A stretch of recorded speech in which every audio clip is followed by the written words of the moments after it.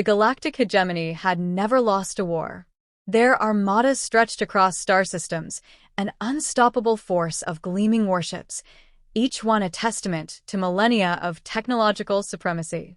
When their scouts first detected the fledgling human colonies on the fringes of known space, the High Command barely considered it a conquest, more of a formality. The alien fleet emerged from warp at the edge of Sol's outer defenses, a swarm of sleek, silver-hulled destroyers flanking the colossal dreadnought Voice of the Stars. Admiral Vale, a veteran of a dozen subjugations, activated the comms with a dismissive flick of his talons. "Human vessels," he broadcast, his voice dripping with the weight of inevitable victory. "You stand before the might of the galactic hegemony. Surrender immediately, or be erased." Silence stretched for a heartbeat. Then a single ship answered. It was small. Pathetically so. A blocky, angular thing, its hull scarred from countless unremarkable battles. The designation flickered across the hegemony's screens. UNSS Titan. A ripple of amusement passed through the alien command deck. This was their defiance? A lone, outdated warship? The human response was calm, almost casual. "This is Captain Elias of the Titan. You're trespassing in sovereign human space. Turn back now." Vale's second-in-command, Commander Kess, snorted. "They cannot be serious." The Admiral leaned forward. "Human, you face annihilation. Your pitiful vessel is no match for us." A pause. Then, the human's voice darkened. "You don't know what we are." The arrogance of it sent a ripple of irritation through the bridge. Vale signaled the gunners. "Disable their engines. Let them watch as we burn their worlds." The Voice of the Stars unleashed its primary cannons, beams of plasma capable of melting continents. They struck the Titan dead center. The ship didn't explode. It didn't even shudder. Alarms blared as the hegemony's sensors scrambled to make sense of the readings. The human vessel's hull was absorbing the energy, dispersing it like water across metal. Kess's voice was a whisper. "That's impossible." Then the Titan returned fire. Not with lasers. Not with plasma. A railgun round, accelerated to a fraction of light speed, punched clean through the Voice of the Stars' shields like they weren't even there. The dreadnought's hull split open in a silent explosion, atmosphere venting into the void. Vale's blood ran cold. This wasn't war as the galaxy understood it. This was something else. And humanity had just fired the first shot. The UNSS Titan didn't wait for the aliens to recover. Before the debris of the Voice of the Stars had even finished scattering, its engines flared, and it lunged forward. Not away from the hegemony fleet, but into it. The alien gunners opened fire in panic, a storm of plasma and particle beams lighting up the void. The Titan weaved through the barrage like it was threading a needle, its movements too precise, too human. Every shot that connected should have vaporized it.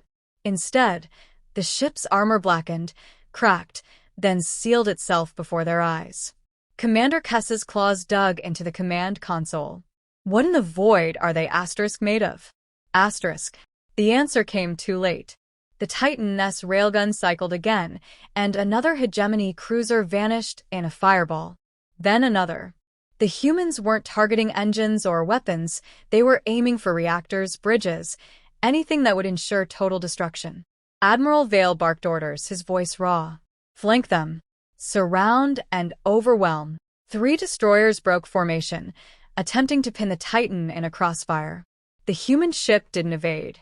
It spun, presenting its broadside, and unleashed a swarm of micromissiles. Each one was the size of a man, dumb-fired with no guidance systems, yet they twisted through space like living things, slamming into weak points the aliens hadn't even realized were weak points. One destroyer's engines failed catastrophically, its hull buckling inward. Another took a missile straight to its primary data core, systems frying in an instant. The third simply shattered, its structural integrity collapsing under a precise volley of kinetic impacts. Kess's screen lit up with damage reports. Their weapons, they're not even energy-based, just metal and explosives. Vale's mind raced. The hegemony had fought civilizations with plasma lances, singularity projectors, even bioweapons that ate ships alive. But this? Crude, brutal physics, weaponized beyond reason? It shouldn't have worked. It couldn't have worked. Yet the Titan was tearing through his fleet like it was paper. Then the human comms crackled to life again. Not the captain this time, just a voice in the background, laughing. Asterisk, hell yeah. That's 5. Asterisk. Kess froze. They were counting. Vale's blood turned to ice. This wasn't a battle. It was a hunt. And humanity was winning. The hegemony's comms erupted in panic chatter as the Titan carved through their formation, but one transmission cut through the noise, an intercepted human broadcast. Not encrypted. Not even tactical. Just voices. Asterisk, railguns at 78% capacity. Chief. Gonna need a recharge soon. Asterisk. Asterisk, make it count. We ain't got spares out here. Asterisk. Asterisk, pft. Like we need 'em. Asterisk. Laughter. There was laughter in the middle of combat. Admiral Vale's mandibles clenched. Tap into their systems. I want to know everything. The answer came in fragments. Human databases, unsecured, and blaring across open frequencies. Battle records. Historical archives. Schematics. Kess's voice trembled. Admiral, their history. Images flashed across the screens. Ancient battlefields drenched in chemical fire. Cities reduced to craters by primitive fission weapons. Wars fought not for resources or ideology, but simply because humans could. Then came the more recent files. The Titan wasn't some elite prototype. It was old, a relic by human standards, retrofitted with jury-rig systems that shouldn't have functioned together. Its armor wasn't some miracle alloy. It was nanotech scrap, self-repairing because humans had once needed ships that could survive years without dry dock. And the weapons? Asterisk, kinetic kill vehicles? Yeah, we phased those out decades ago. Too messy. But the old birds still pack cheap. Reliable. Brutal as hell. Asterisk. Vale's carapace crawled. This wasn't their best. This wasn't even their current. A new alert blared.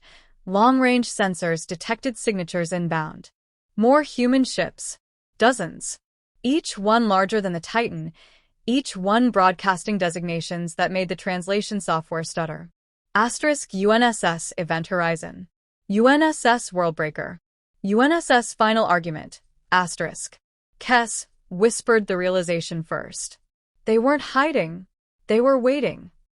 The Titan's captain hailed them one last time, his voice calm as the void itself.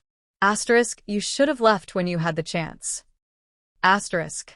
Then the reinforcements opened fire. Not with railguns. Not with missiles. The lead ship unleashed a beam of pure gravitational distortion, a black hole cannon, and space itself ripped as a hegemony battleship collapsed into a screaming knot of shattered physics.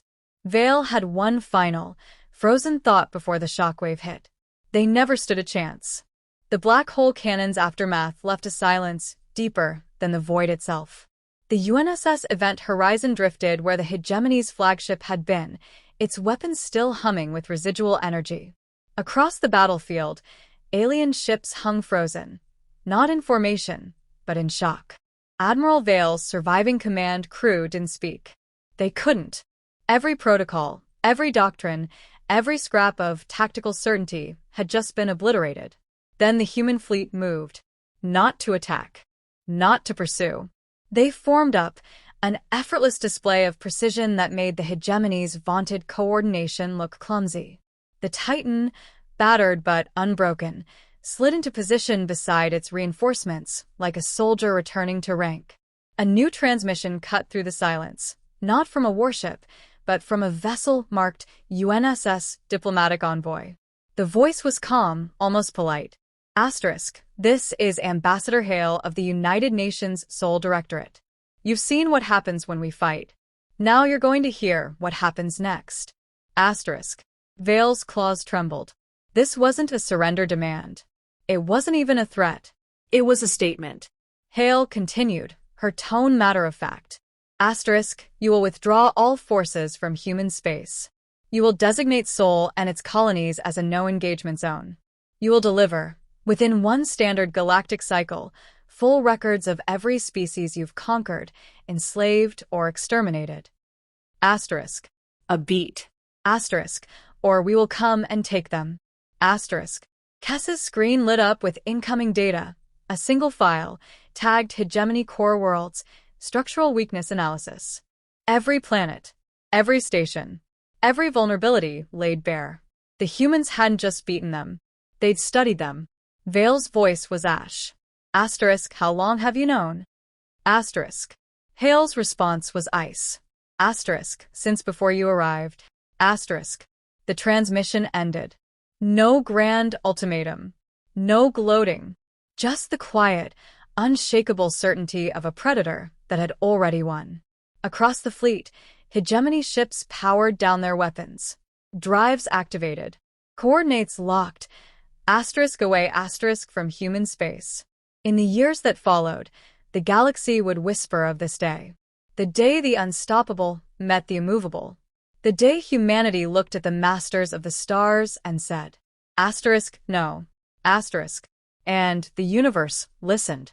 The Hegemony's retreat from human space became legend. Not as a tactical withdrawal, but as the moment an empire's arrogance shattered against something far older, far colder than any cosmic force. Human will. 3 cycles passed. The data demanded by Ambassador Hale arrived, not in fragments, not with deception, but in full. Every conquered species. Every broken world. The Hegemony's High Council delivered it personally, their envoys trembling as they transmitted files that could end their civilization. Humanity's response was silence. No vengeance. No occupation. Just stillness. The galaxy held its breath. Then the broadcasts began. First from the outer colonies. Then from Sol itself.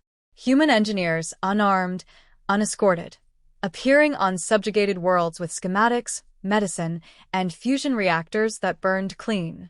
No demands. No treaties.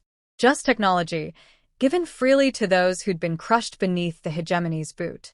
Commander Kess, now stripped of rank, watched from a derelict observation post as human freighters descended on XYRR-7, a slave world his own people had bled dry. The humans didn't land with guns. They landed with seed banks, with water purifiers, with hope. A Xerian child, ribs visible beneath scarred flesh, touched a human engineer's outstretched hand. The engineer, no soldier, just a woman in a stained work uniform, knelt and pressed a ration bar into its hands. Kess's claws dug into his own flesh. This wasn't conquest. This was erasure. Not of lives, but of fear. On the 5th cycle, the first Hegemony worlds petitioned to join the Sol Directorate. Not by force. By choice. Admiral Vale, now a disgraced exile, stood on the ruins of his homeworld's capital and watched human freighters darken the sky. Not warships. Not destroyers. Grain transports. The message was clear. Humanity hadn't just broken the Hegemony's power. They'd made it irrelevant. And as the first rains fell on fields that hadn't bloomed in centuries, Vale understood the true horror of victory without war. They'd been judged. And found unworthy. The galaxy would never be the same. The first Hegemony defectors arrived at Luna Station under cover of darkness, not warriors or politicians but scientists. Their claws still bore the ritual scars of imperial service, but their eyes burned with something the Hegemony had spent millennia crushing: curiosity. They brought no weapons. No demands. Only a single data crystal containing 9 words that would rewrite history. Asterisk, teach us how to be something else. Asterisk, humanity's answer took 7 standard days. When the airlock hissed open, the defectors expected armed escorts.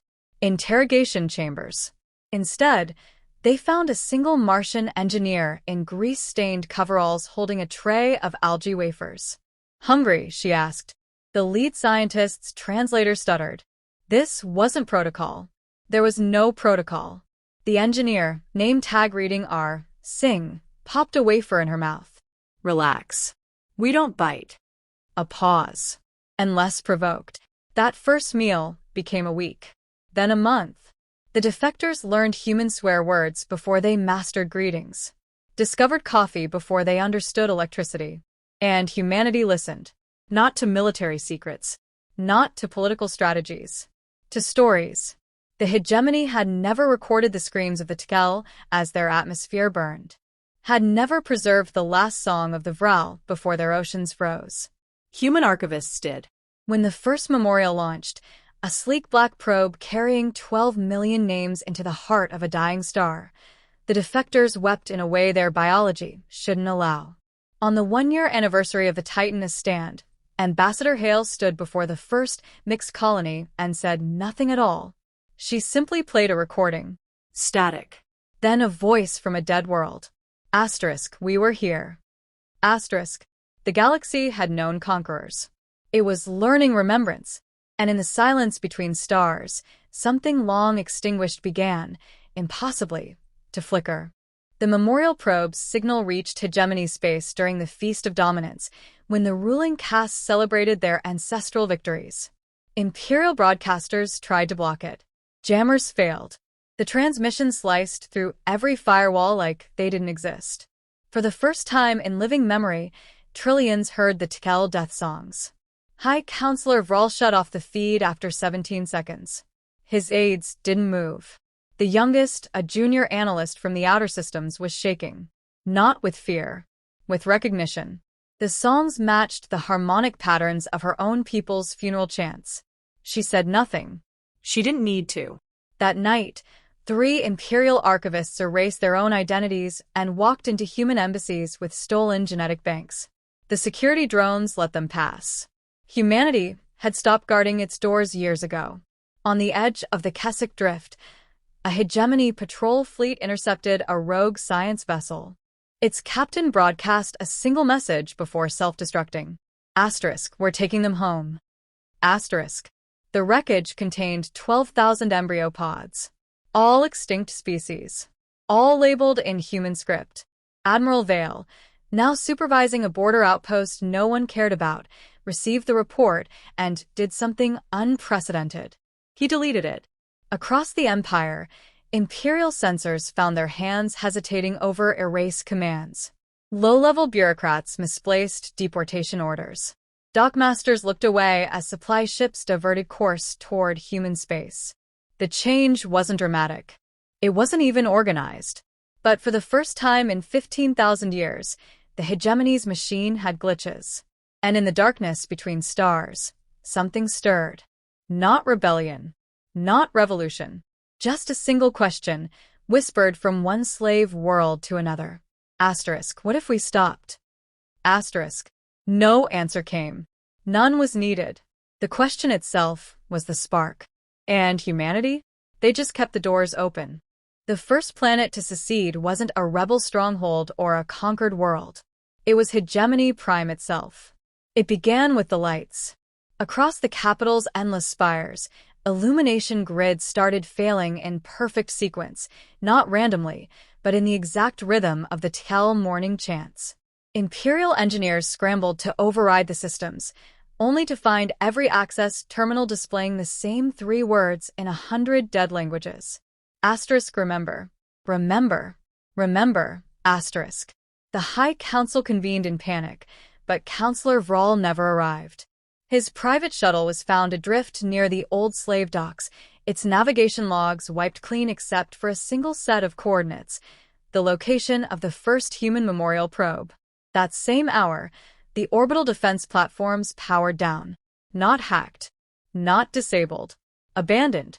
The crews simply walked away, leaving consoles blinking with the last message they'd received, a data packet containing nothing but names. Their own. Their ancestors. The names of children who'd never been born because the hegemony's wars had taken their parents first. On the surface, the Imperial guards at the Grand Archive lowered their weapons as a crowd gathered. Not armed rebels. Archivists. Teachers. Street sweepers. They carried no banners, sang no anthems. They brought books. Real ones. Paper and ink and fragile data strips that the hegemony had banned centuries ago. One by one, They placed them at the archive's sealed doors until the pile became a mountain. No one spoke. No one needed to. 3 systems away, a human listening post intercepted the first unencrypted transmission from Hegemony High Command in 15 millennia. It was a child's voice. Asterisk, are we the bad guys? Asterisk. Static. Then softer. Asterisk, I think we're the bad guys. Asterisk. The galaxy held its breath. Humanity said nothing. They just kept broadcasting the names. And one by one, the stars began To answer.